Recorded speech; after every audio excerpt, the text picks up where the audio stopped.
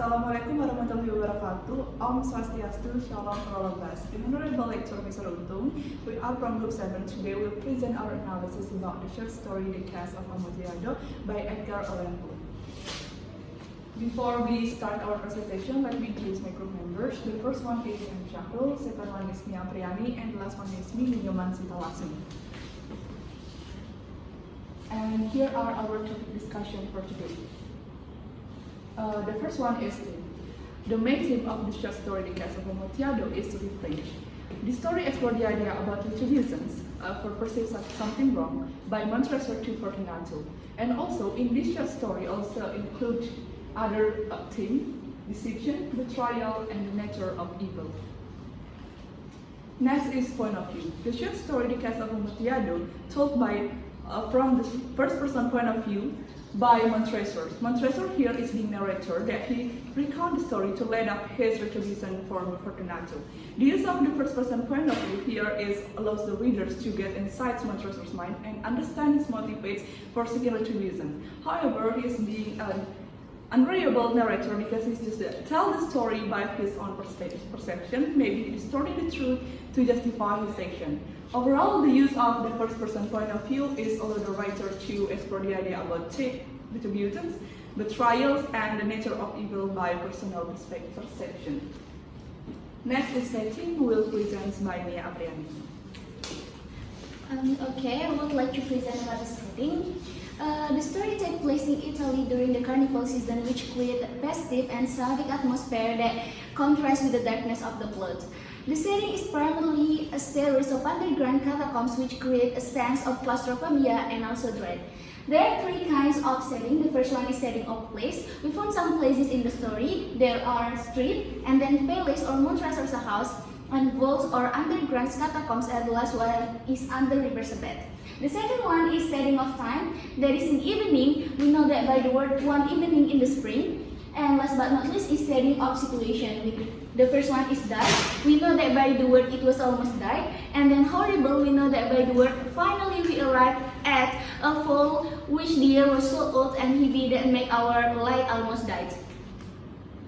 The next one is character and characterization. The two main characters here are Fortunato and Montressor. Montressor is the narrator and the protagonist in the story. He is driven by a desire revenge against Fortunato, who he believes has wronged him.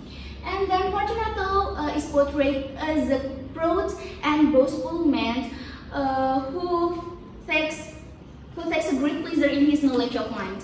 He wears gesture custom which aid to his frivolous and foolish appearance. One sees that so his character is when he says literacy, he doesn't know one wine from another. That so his arrogance and overconfidence. On the other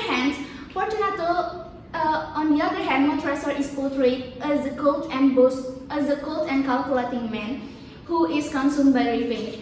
And then Montressor's dialogue that reveal his sinister intention is such as when he said, "My dear Fortunato, I'm indeed glad that I have met you." That is show his manipulative nature and his desire to lead Fortunato to his death.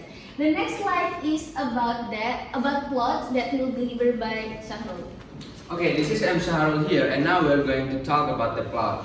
So the plot summary of The Cask of Amontillado is about revenge, deceit, and murder. As Montressor tricks a drunk Fortunato by trapping him inside an ancient catacomb. So there are 5 parts of the plot. The first one is introduction. In introduction, Montressor as the narrator addresses an unspecified audience who knows his soul well.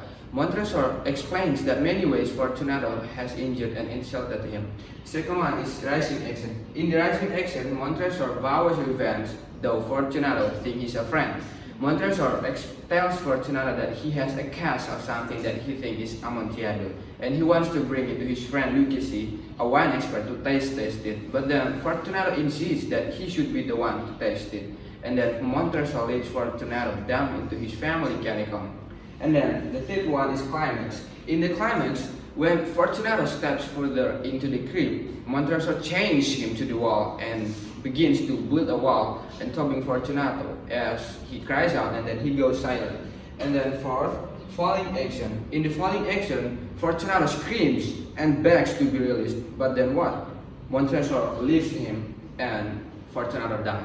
The last one is resolution.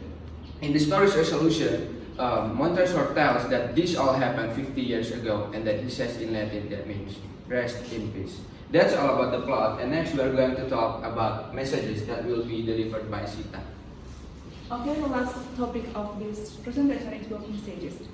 There are some messages of this story. The main message is about the danger of revenge, how Montresor refrains to Fortunato, and the story suggests that how revenge can lead out the madness of people. And also, don't judge book by its cover. It means don't just look person or people by their outward appearance, and don't let your negative qualities consume you to become a negative person.